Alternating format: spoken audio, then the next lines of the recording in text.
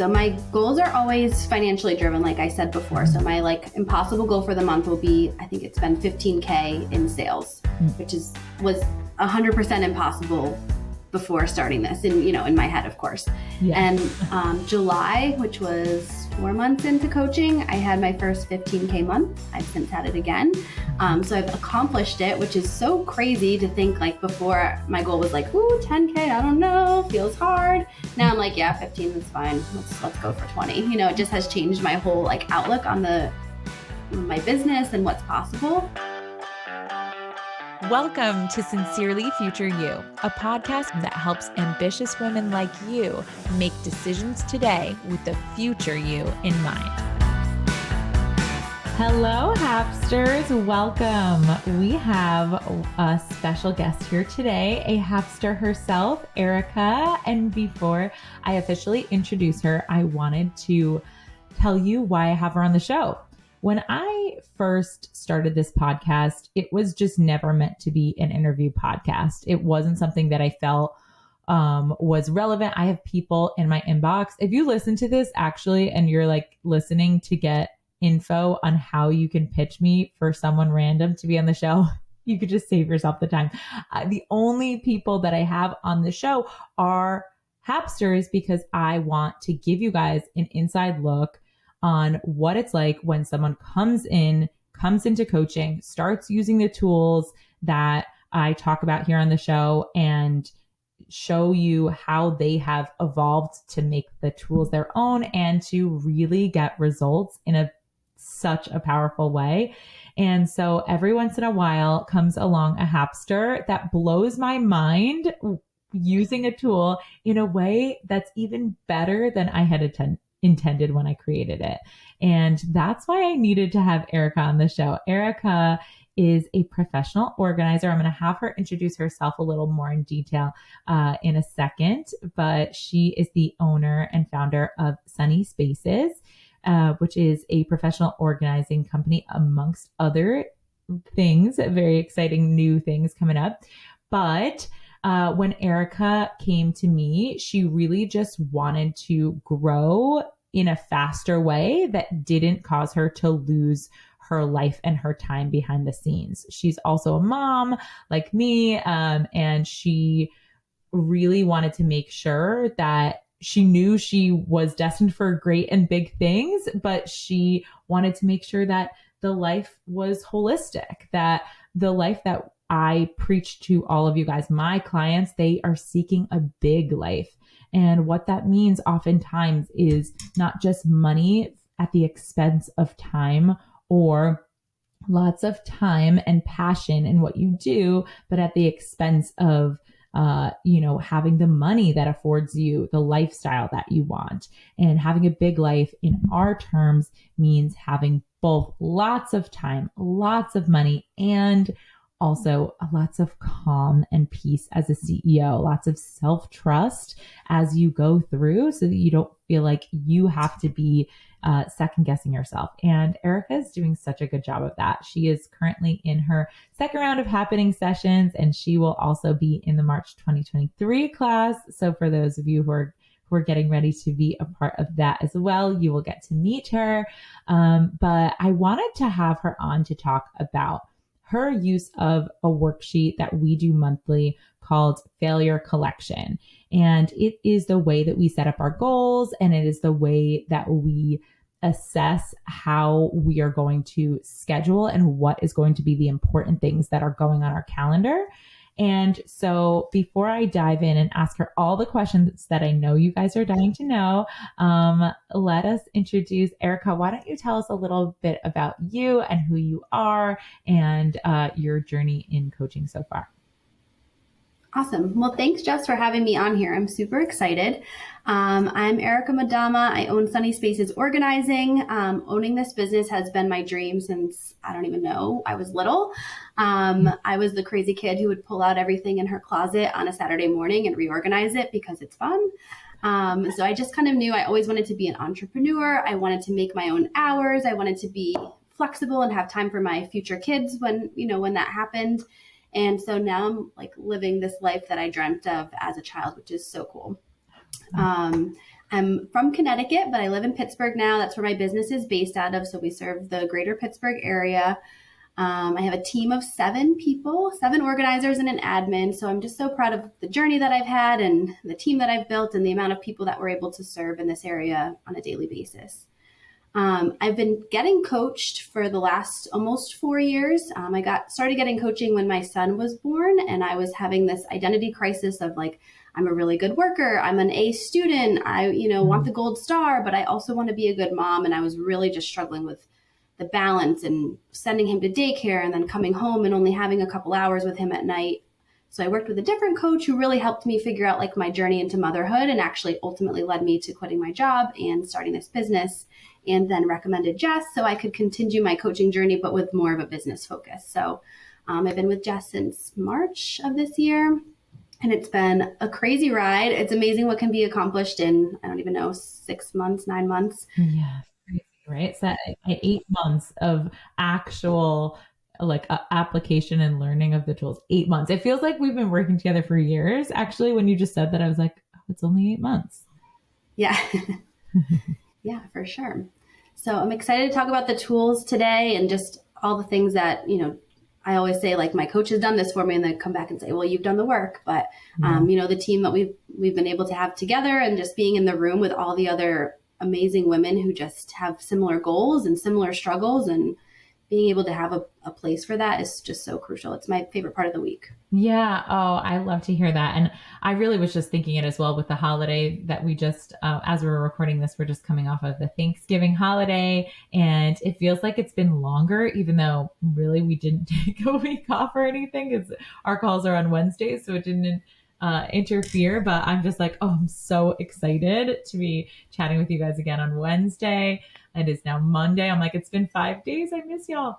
But yes. So, okay, let's talk about failure collection. Okay. So as I mentioned, the goals that we are going after are big goals. We set impossible goals at the beginning of each round of happening sessions, and we figure out, okay, in the next 6 months, and or if you want to set a goal for the next year and work towards 6 months of it, you can do that. But I think it's really important to be both zoomed out and zoomed in on your business, so that you're not just working the vision and quote unquote manifesting. Like, I hate that word because I think that sometimes, people who know how to do it really well, still understand that there is action involved. But I do think that it's important for you to understand, zoomed in as well, what are we doing in the day-to-day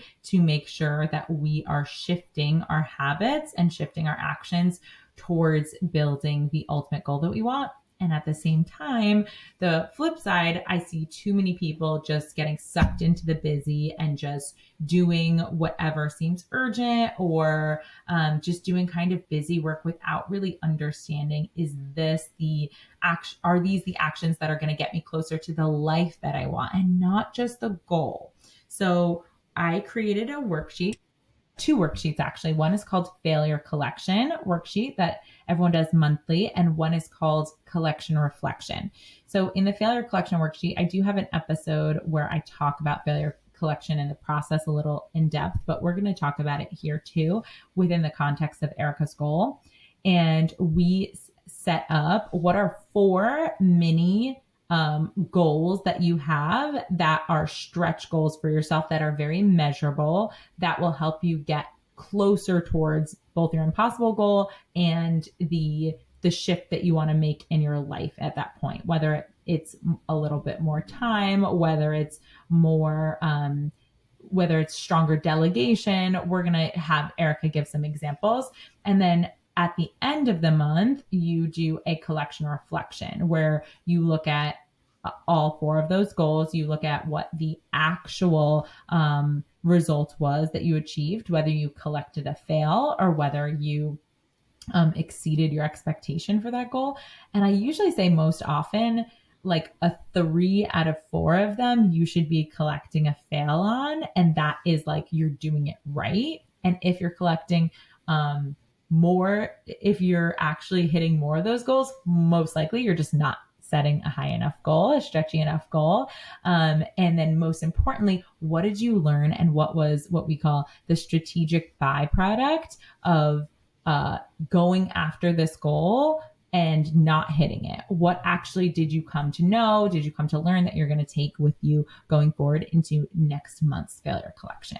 But I have been watching Erika submit her worksheet month after month, and I've been like very impressed with the level of detail and the level of thoughtfulness and the level of application that she takes her goals and then applies in order to turn that intention into action, really. So can you tell us a little bit about that journey for you and what it was like in the beginning when you first looked at this worksheet and you were like, okay, I have this big goal. What kind of goal are you working towards right now? And what was it like in the beginning? Yeah, so I think my thought in the beginning was just like, I don't know. Like, I don't know what I have to do to get to this goal. So my initial goal in our first round of happening sessions, which really kind of was to carry us through the year, was net sales of $108,000. And you're like, that's a specific number. Like, why does it feel impossible? And I was like, you're right. Let's bump it to 150. Mm-hmm. So that definitely felt like a stretch. And then I would sit there with this blank worksheet and I'd be like, I don't know. Like, I don't know what I do to generate sales. You know, those are just like all of these thoughts of doubt and uncertainty kind of creeping in and not really knowing where to start. And that worksheet would take me like hour. I would like start it and then I'd have to like leave and come back to it to be able to finish. And now I just feel like because I've practiced it for, I guess now eight months over and over. And again, my goal hasn't really changed. It's always a financial, number. But now we've also added an element of increasing what I'm paying myself. Mm-hmm. So it's kind of, that's fun and also super measurable. Did I pay myself or did I not? Like, where are we at? Yeah. But now it just takes like I could probably bang it out in about half an hour of just like, what am I going to do to take the action? And what are like the mini steps in between to really get me there? So it's super clear for myself. Oh, I love the very first thing you said, which is like, at first, my brain looked at it and just said, I don't know. So one of the things that we talk about in happening sessions all the time is I don't know is not an option. And I think that people don't realize how often in their businesses, they just fill in the blank with I don't know. And then their brain accepts that as an answer. And then they allow themselves to go and work on all the things that they do know. And then they stop there. And what I encourage people to do and what the worksheets do, like every worksheet is nice and it's helpful, but I will say that the worksheets have to be coupled with coaching in order for you to get, like I could hand all of you guys, I could put this worksheet up as a freebie and there's a reason I don't. And it's not because I'm trying to like hoard some like secret magic thing. No, it's because I know that the worksheet is useless without coupling it with coaching, because you're going to have these thoughts that pop up. It's designed to bring up all your shit. As I say, it's designed to bring up all of your limiting beliefs, all of your doubts, all of your uncertainty, all of your thoughts that you don't know what you're doing as a CEO and you're not really qualified, and that you can never be this future version of yourself, which we're always striving to lessen the gap between you and future you. And so that is going to come up, and it did for Erika, and it's going to feel like, I don't know, but the more you practice circumventing and just going around that I don't know, the closer you get to self-trust, the closer you get to realizing, oh, okay, actually, most of this is just about experimenting and learning, figuring out what works and what doesn't work and what I want to do going forward. And also part of it is realizing that you do know a lot of things that your brain is going to tell you don't know in the beginning.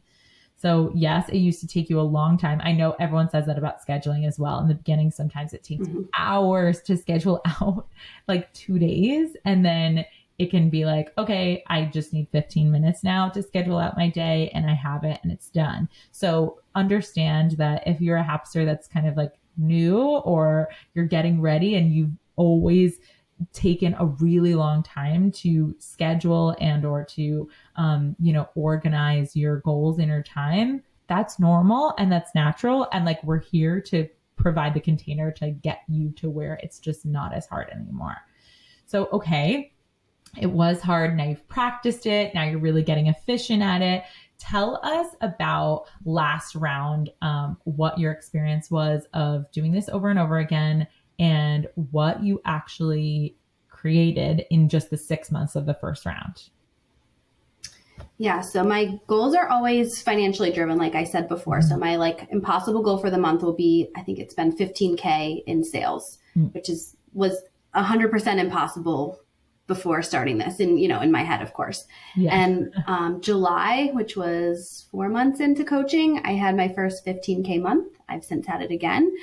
So I've accomplished it, which is so crazy to think. Like, before, my goal was like, ooh, 10K, I don't know, feels hard. Now I'm like, yeah, 15, that's fine. Let's go for 20. It just has changed my whole like outlook on my business and what's possible. First of all, I love the numbers. I always recommend, and I think a lot of people are like, well, should it be financial? I care about more than just money. It's like, of course, Erika cares about more than just having a business that makes a lot of money. But what's so nice about a financial goal is that it's measurable, is that it's going to force you to get uncomfortable, to say like, okay, am I doing enough? Am I hitting it? Why is it working or isn't it working? And it doesn't allow you to be vague and get sucked into like the drama of like, pretty good, or I'm not sure if it's working. No, you should know. It's very clear. So that is helpful. But what else came up for you? Because as I'm remembering in our first round too, like, you see the results and you're like,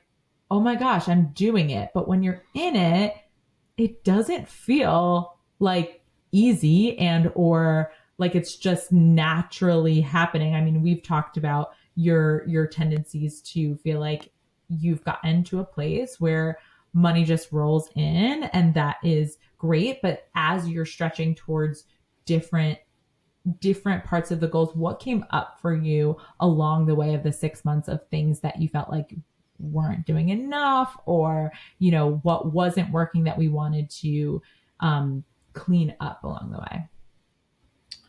Yeah, I think there's always something, and there's always something that we're working on.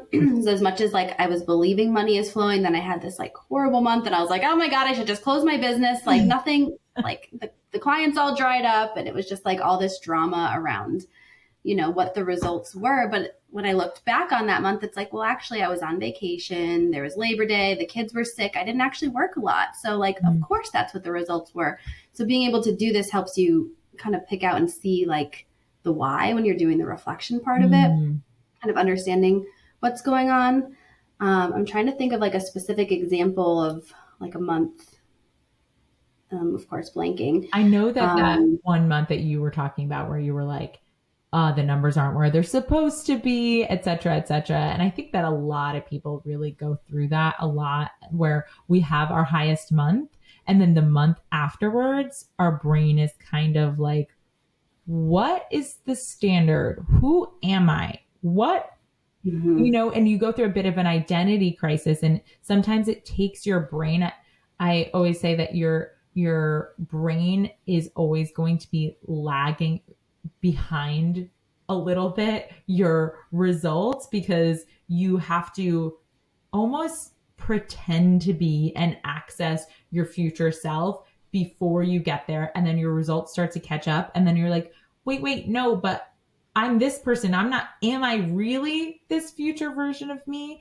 And for some people, it takes like a couple of weeks to shift through. And for some people, it just takes us a month, 2 months to really accept that we're not the person that we were when we set this goal. And that kind of is the point, but it's so normal. And I watched a little bit that following month, you have some sort of identity crisis of it was a fluke. I did a whole episode called Result Waste, where we create a result and then we try and pretend like it wasn't us that created it and we didn't do it we don't know how we did it, or it was a fluke or something like that, where I was like, oh no, you know how to do it now. Now you know exactly what you had to overcome, what you had to believe, what you had to feel, what you had to do. And now you could just do it all over again. It doesn't even matter if you have a bad month. It doesn't take away what you now know.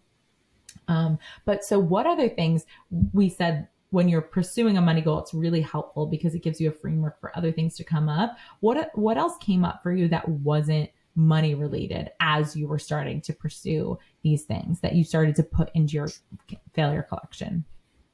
Yeah. And I just want to be clear too. So every part of this impossible goal is like your big goal, and then you do these 4 minis underneath it. Mm-hmm. And so my 4 minis aren't always like make offers. I don't even post. Like there are other things, like on my list for December is to hire a new assistant, which is going to give me back more time and it will help the business, but it's not necessarily like getting me to the goal, but it's all part of the process, I guess. Yeah, it is going to help you get to the goal, but just not in the, our brain thinks like, okay, offers equal money made, but it's like hiring an assistant also equals more time, more clarity, more space in our brain, which equals money made. It all equals money made, right? When we're working towards ourselves.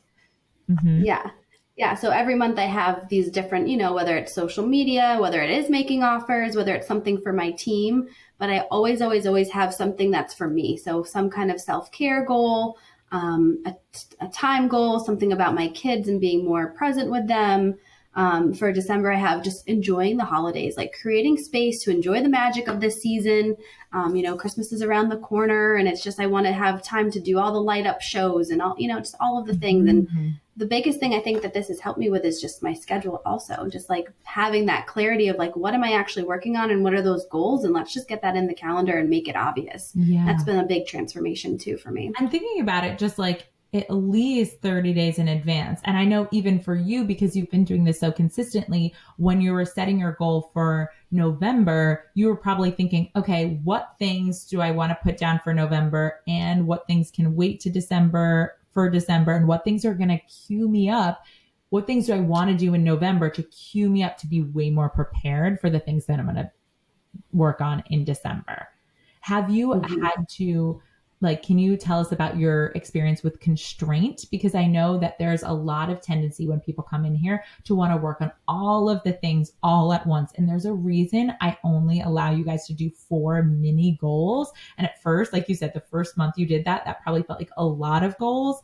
And then as your brain starts to flow, it starts to feel like not enough, like you want to be working on more things. Can you tell us about that?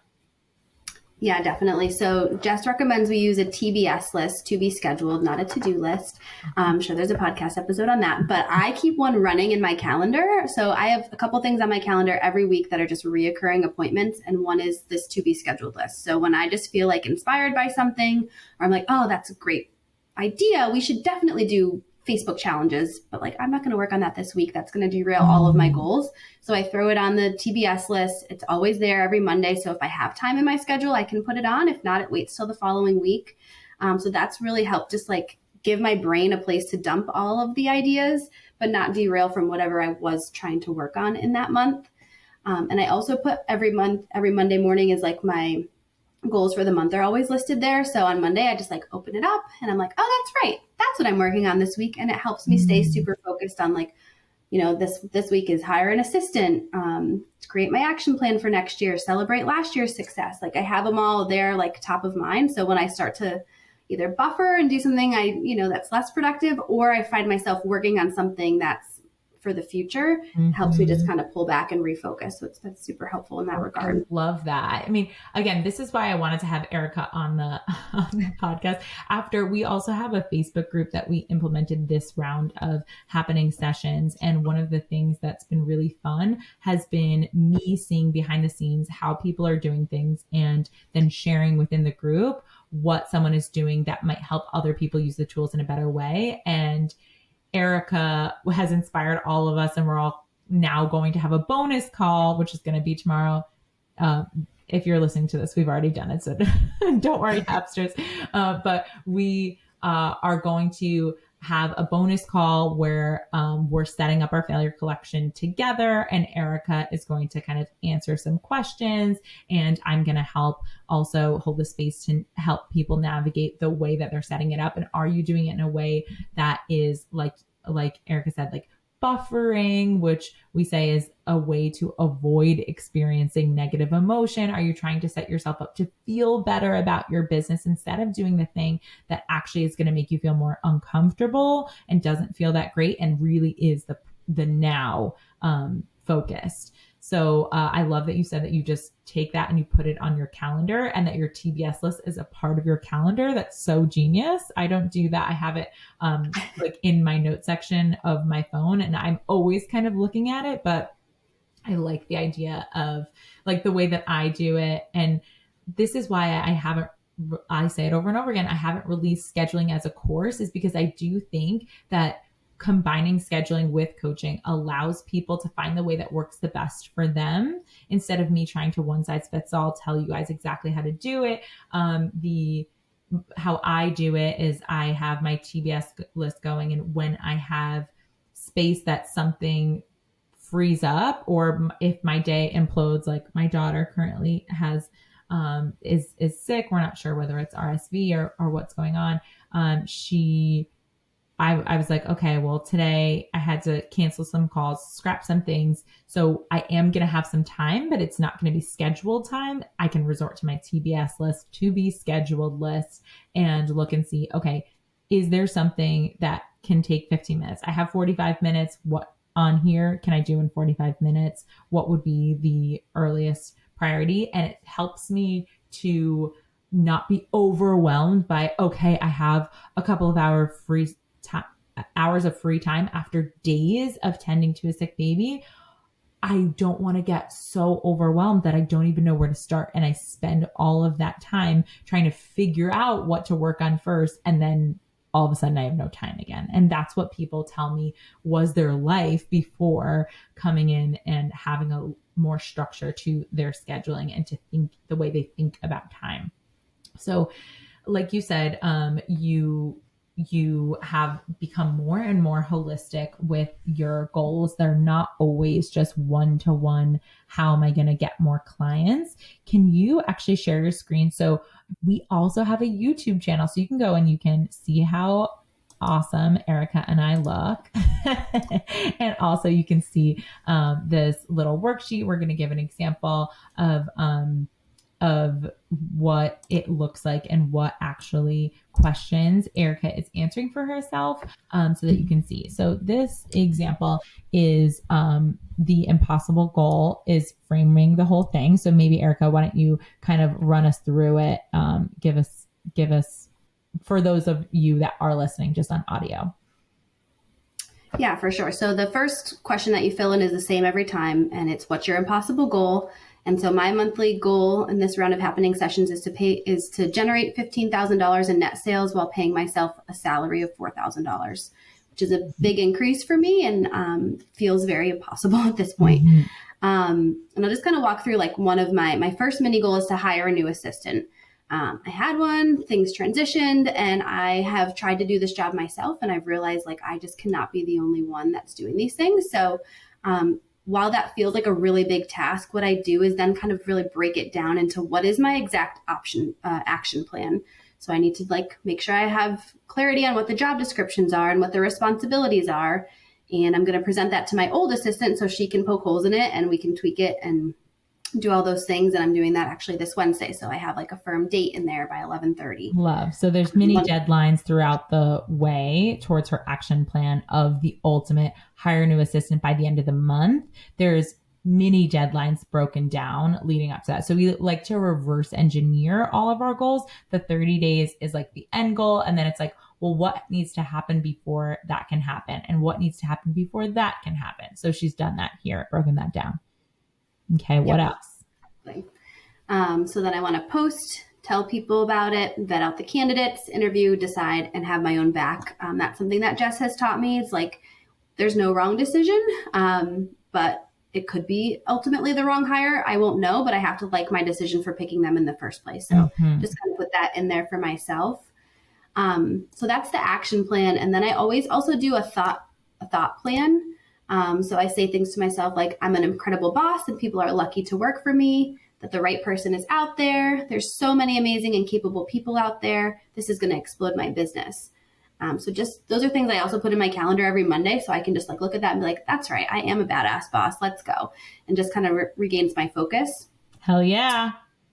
And then I also do a feeling plan. So what do I need to feel in order to find this person? I need to feel in control, that I'm a masterful CEO and determined to do this. I love it. I know that in the beginning, Erika is very, you can unshare your screen so we can see your pretty face again. Erika is very detail oriented and her brain can go to all the actions. What do I do? What do I do? And so we said, okay, let's make sure within the breakdown of this, you don't just have an action plan. Because if you're taking that action from the belief that, for example, you're never going to be able to find an assistant that's as good as the one that you had before, or you're never going to be able to hire someone that is going to do it the way that you do it, or that, you don't know what you're doing. If that is your foundational belief and you're taking all of your action from there, I can assure you that you're not going to get the result that you want. So it's very important for you guys to make sure, understanding that your thoughts create your feelings drive your actions. And then those actions that are only created from those foundational thoughts that are serving you, that are connected with the future you and the person that you want to become, those will start to yield you the results that you're looking for. And so since then, of course, I say something to Erika once and she takes it and she makes it her own and runs with it.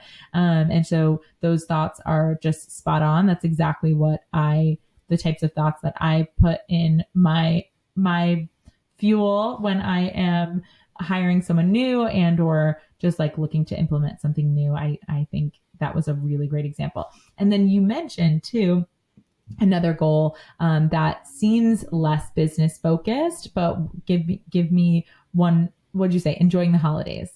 So tell us how you would break something down like that. Oh gosh, I don't even know what I did. I think so with that goal, and I said every month I have something that's just for me, which I like kind of give myself 3 business focuses, which is plenty, and then something for me. So usually it's about working out. I've had a baby a year ago and I'm like still not on the bandwagon. I feel like sometimes with that, so I'm like, all right, let's just be clear on what I want to do. But this month I just really wanted to focus, like, this is the most magical time of the year. It's my birthday. It's my son's birthday. It's my husband's birthday. It's just like all the fun and all the celebration. So I wanted to create impossible goals that felt like I was stretching myself, but also left time and space to just enjoy and sit and watch a Netflix video and sip hot chocolate and not feel guilty that I'm not getting something done. So I was strategic in all of my mini goals of not making them too overzealous, that I didn't feel like I had that space. Let me just see what I wrote for myself with enjoying the holidays. I said purposely schedule lots of space for luxurious holiday activities, which I've done. Like I've gone on my calendar and scheduled, bought tickets, remind myself daily to slow down and appreciate the magic of the season. And then thoughts and feelings are just like magical, warm, cozy, belief. It's the most wonderful time of the year. I'm soaking up every minute through the lens of my children. I think that's a fun one. Just like the belief in Santa and everything only lasts for so long. So like I have to embrace these years. I love it. And I just want I wanted you to say this, and I know even last month, one of her focuses was on giving. So when we talk about money in happening sessions, we talk about it through the lens of 6 areas of engaging with money. So that's earning, spending, saving, investing, having, and giving. And I remember Erika just being like, I really want to feel like I'm capable of giving more, but it was feeling like, even though the money's rolling in, giving was always feeling like something that was tight, which is so common. And I actually went through that for years, where I'd started to feel like, okay, the money's here. The money's here for spending. The money is here maybe for saving even, which took a little while. But then giving always kind of feels like it takes the back burner. And I know that that's isn't true, because I know you as a generous person. You probably already were giving in ways that you weren't crediting yourself, but you wanted to do it in the same masterful way that you were starting to get a handle on in all of the other areas of engaging with money. So tell us what you did and how you focused on that last month. Yeah, so it's kind of it was an overlap goal. So my goal in November was to donate 4 carloads of toys to a local charity that I found that parents can actually go and shop for their kids. It's gently used items. So again, I'm an organizer. I'm cleaning out playrooms and basements all of the time. So instead of taking these toys to Goodwill, I was taking them to my own garage. My husband loves me for this, and categorizing them by, age and type. And then December 12th is their drop-off day. So I will take whatever I can fit in my car. My 2 assistants are coming with me. So we'll load everything into all 3 of our cars, bring it down, donate. And then we're donating our time as well to help the staff there organize their toys and get everything ready to be shopped that weekend. So it feels really good in a lot of ways. It helps people declutter their homes and kind of know, people don't want to let go of stuff. And if they know it's going to a place where their toys are going to get used, they're more likely to let go of it. So it's helping my clients. And then it's helping these families that, can't afford to give their gifts, their kids, these wonderful gifts for Christmas. So it feels really great. It feels such it's part of the magic of the season. So it's definitely going to become an annual thing for us. And one of the problems I had was that we got so busy in our schedule, I couldn't even promote it to the full extent that I wanted to, because we just literally didn't have the time to clean out people's toy rooms. Right. Great problem. But it's so good. And I really want to commend you, because I know that when this was coming up for you, a lot of it was rooted in that there was one right way to give, and that was financially. And it was like directly coming from your profit margin. It needed to be worked in. And I was like, I just don't see that as being the solution right now. I mean, I think that your margins are in a healthy place. I don't think we need to take from, how can we use where you're at and get creative so that you can give in a way that has equal, if not better impact, without decreasing what you pay yourself. And that was one of her goals for this whole round, was to get more consistent with giving herself the salary that matches the revenue that she was bringing in and the number of clients that her business was taking on. I think our brain can easily default to what's the easiest solution.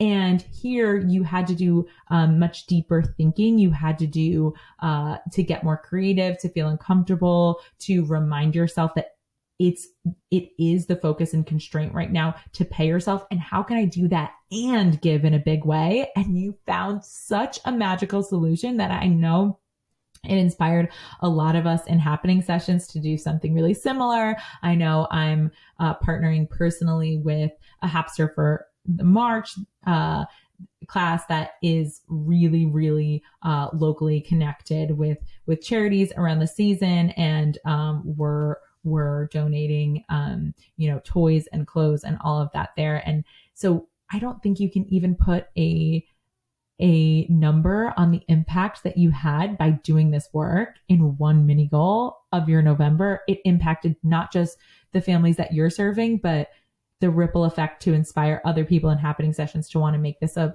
part of their business model as well. So thank you for your creativity and for taking the time to do it. I can't credit you enough.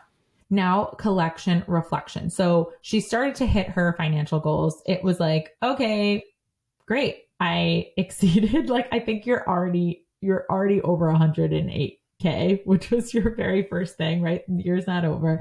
And you are tracking towards, catch me up, right? Are you at your 150 yet?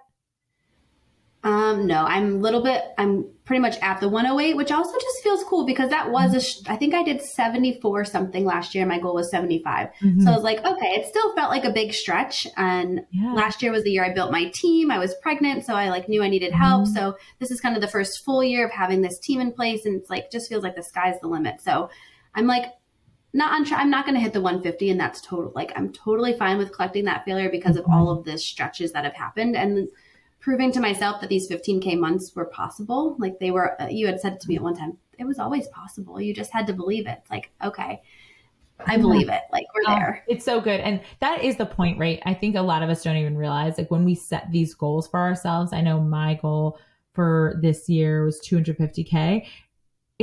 I didn't set that goal because I was just pie in the sky. Okay. Like it wasn't random. It felt like the appropriate amount of stretch, but I also knew that the point of it wasn't collecting $250,000 because that doesn't change you.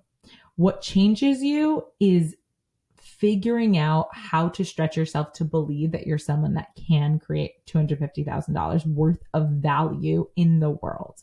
And I believe that, and in a way that feels good to you, in a way that allows you the time to appreciate the magic of the season, or to donate your time and give back with your team, or to, you've had goals where you've been focusing on working out or meditating or doing affirmations or, having a kinder, more compassionate, more loving relationship with your members of your family. And I just think it's so beautiful that all of these things fuel you being a masterful CEO. That is what I mean when I say being a masterful CEO is not just someone who knows how to like run a budget. While those numbers are important and you have learned masterfully, we didn't even mention that, how you've gotten so good at your numbers. But let's talk about what you do now. You've done this worksheet. What do you do? What else have you done,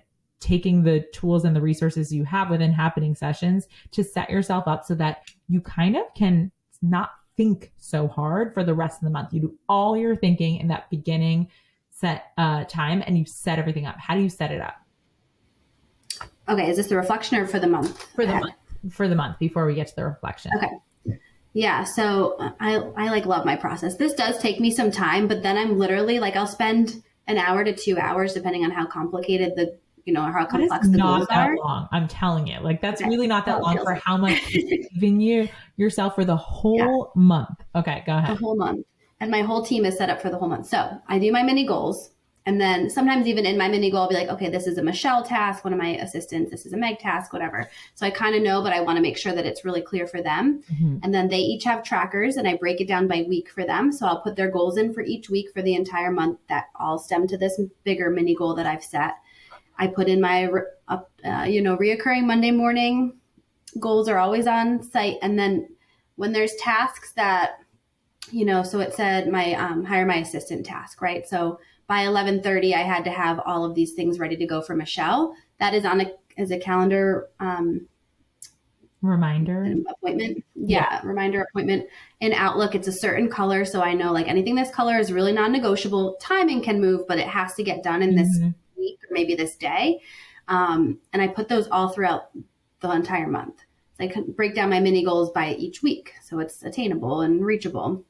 And then every week before when I do my scheduling, it's like, I'm not making up every week. Like, what should I do? I don't know. Like, oh, this seems like a good idea. It's like, no, it's already in there. I might tweak the timing or adjust, the pockets of it, but it's already there. It's already done. So my scheduling every week takes me like 15 minutes, maybe a half an hour if things get complicated with just moving stuff around. But it's like kind of already a done deal on the 30th or whatever, kind of going into the new month. And I love it. And my team loves it because they're super clear on what they have to work on, what the weeks are. If they want to pull something up or, ask me to push something back, they have that visibility. They know what's going on in their life if they need to make adjustments, but it's all clear and there's no confusion on like, what am I doing? What am I working on? And what's the priority? And so also tell me, like, what have you done when there's something that's a little less tangible? So for example, let's say it's not a task that your assistant needs to do, or it's not something that necessarily has a deadline, but it's something you want to just create a habit of, like when you were doing the morning, like money affirmations. What did you do and how did you set that up so you were accountable to yourself? Yeah. So I think it was last month. My goal was to do 6 of these money meditations. There's a specific YouTube one that I love to do. And I swear to God, it works. You talked about like manifesting before. I swear I do this 10-minute YouTube thing and recite these affirmations. And then someone's like, I'll sign up for a 60-hour package. Here's my deposit. I'm like, okay. I'm sure that work went into having that happen, but it's just so cool. Mm-hmm. And it just reaffirms your beliefs and everything. So Jess has a lot of great trackers in our Coach Accountable kind of platform that we use. So it'll text me whatever I set it up to be. The meditations I do weekly. It's like, okay, how many times did I do it in this week? So I know by the end of the month, like, oh, I only done 5. I better do 1 more today to like get it in, or I'm way ahead of my goal. This feels so great. I usually have a lot of thoughts about like getting neutral about money. I wanted to comment on this before. You had said like making the 250K doesn't make you who you are. Mm-hmm. So I had my 15K month in July and I was like on top of the world for a day. And then I think I paid all my bills and all my people. And I was just like, holy shit, I have no money. Like, how can you have a 15K month and then think you have no money? So it doesn't make you who you are. And I want to continue to work on like, the money doesn't mean anything about me or my team or the work we've done, like just making it just be a fact. So that is always a work in progress for me. It's not super tangible, but I can use certain tools like you need a budget. We use a lot. I know Jess talks about it on this podcast a lot to just kind of see and feel like I have more control over it. Mm-hmm. And just remind myself, like, what are the thoughts I want to be practicing and keep practicing them until eventually they become just normal. That's so good. And I always say like happening sessions, we have 50% like strategy and tools and structure, which I think I attract a certain type of person that really craves that and likes that. And I like that as well. And it helps me help you because I can see what the truth is. Whereas like some people will be like, oh yeah, things are going pretty well. They're going pretty good. And then we get to the month and they're like, I'm basically at the same place in my business as I was in the beginning of the month. And I'm like, how is that possible? And if you're not tracking it, there's no way for me to know whether you are just like bright side filtering it, like positive spin cycling it, or vice versa, where some people will come in and be like, everything's falling apart, doomsday. And it's like their brain, they're like in the drama, but I'm looking at their trackers and their metrics and I'm like,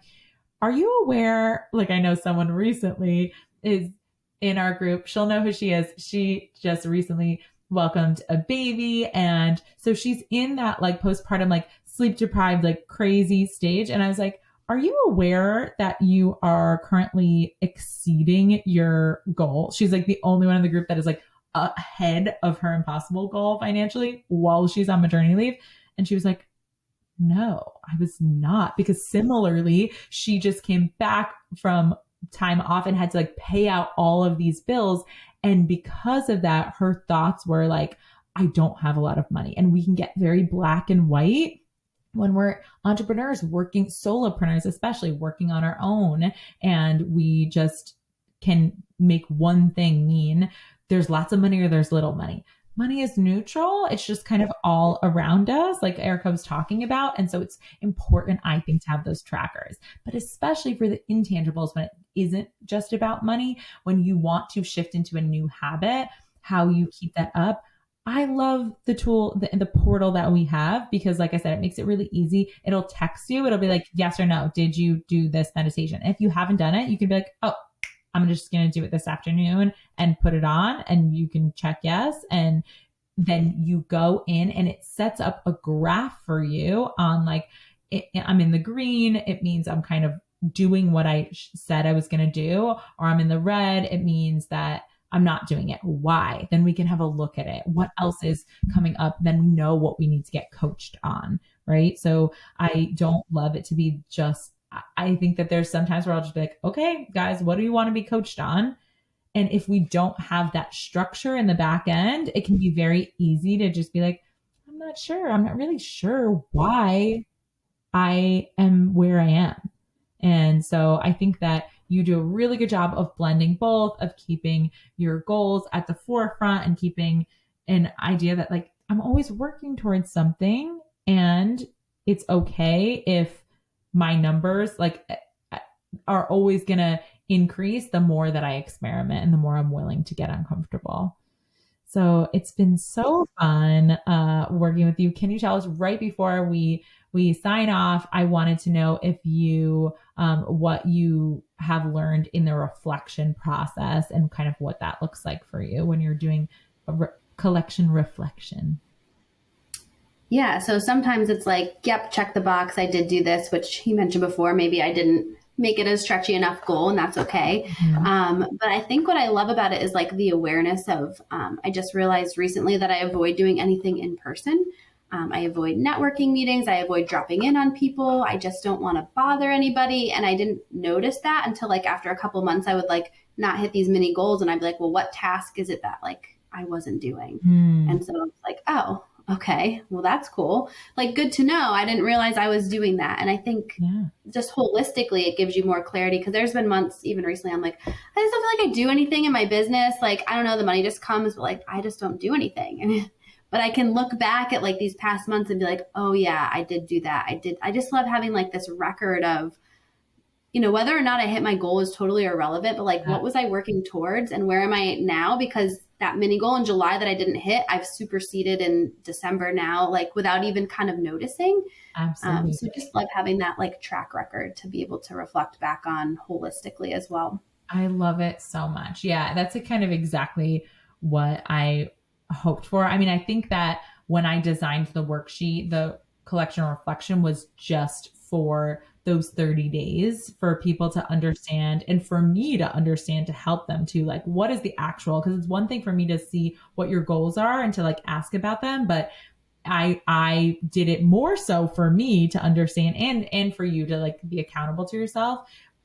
But the way that you have done it and have made it a habit has brought a whole new meaning to the worksheet, which, like you said too, it's like just having a record of your year, of the way that you've been showing up, so that if you ever have a question of why, if I am not hitting a goal, or if I'm not showing up in the way that I want to be showing up, I can see exactly why. What's not working, what I'm thinking, what I'm avoiding, so that I know where to go. And I think that so many of the people that want to join happening sessions, but really just seem to not be able to make it happen or they're too scared to jump in, comes from their lack of trust in really knowing why they do or don't hit a goal.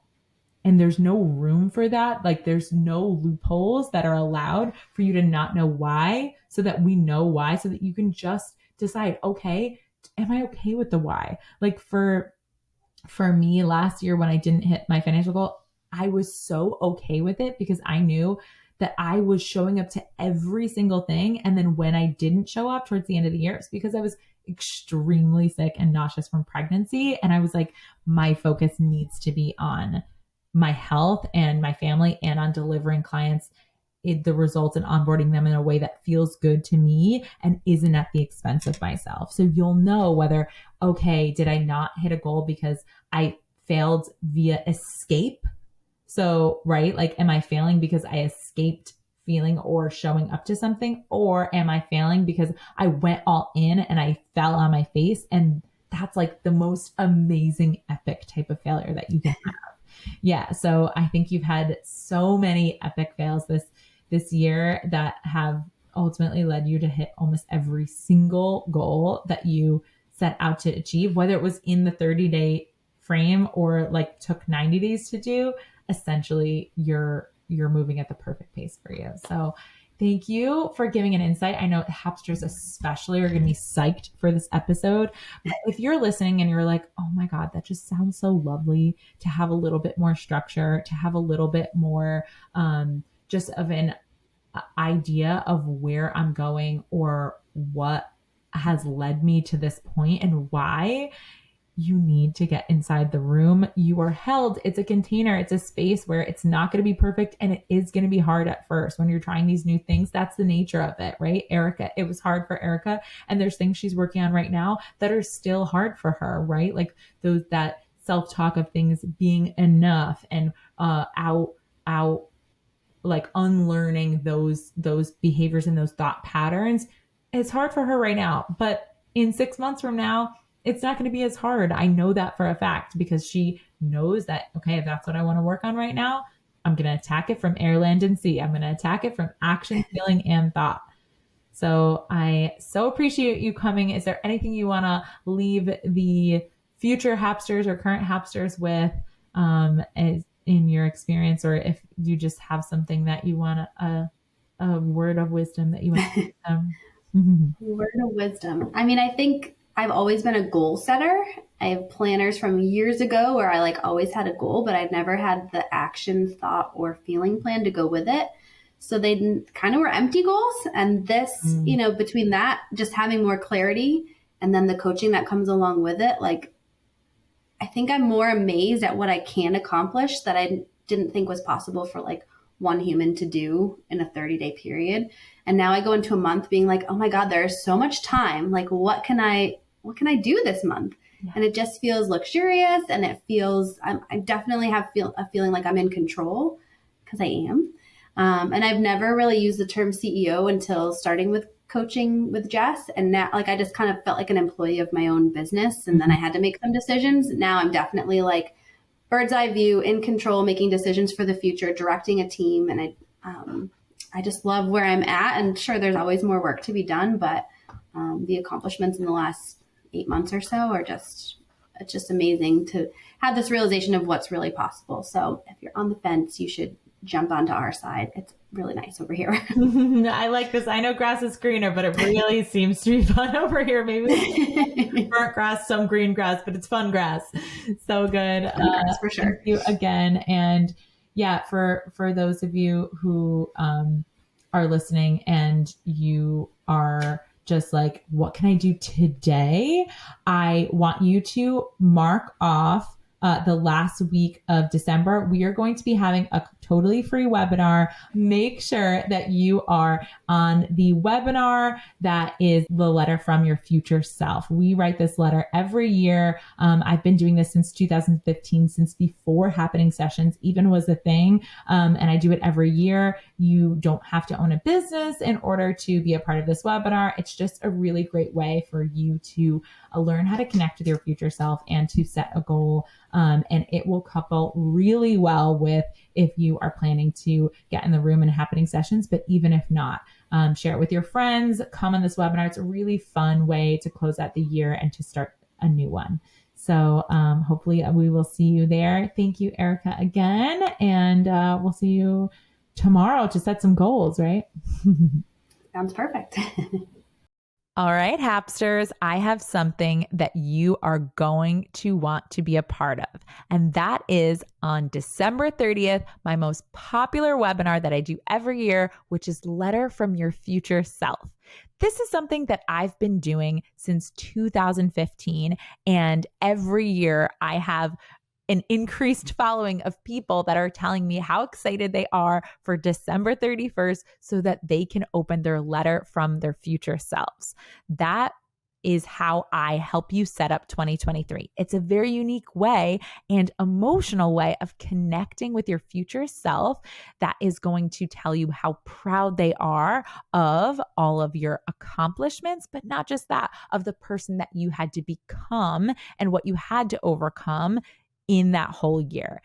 Every single year, I blow my mind with what's possible. And this is a taste of how you can too start to connect to that future self that you're in the process of becoming.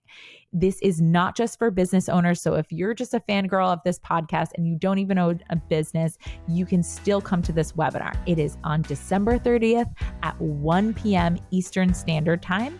And you can register for the webinar for free in the link in the show notes, or you can go to my link in my bio on Instagram, or if you're on my email list, which if you aren't, go and get on the email list. You'll get all of that information to register in your email as well. Like I said, do not miss this. It is 1 p.m. December 30th. It will set you up emotionally and logistically for the best year yet. Let's go. See you there. Hey, Happsters. If you want to learn more about today's topic, head over to what'shappening.com/podcast. That's what's happening, what'shappening.com/podcast. If you're a business owner and you're resonating with what we talk about here, what are you even doing? Come hang out with me over where the party's at on Instagram at What's Happening WJess. Again, that's happy, HAPPYNING. and book a discovery call to see if coaching is your next best step.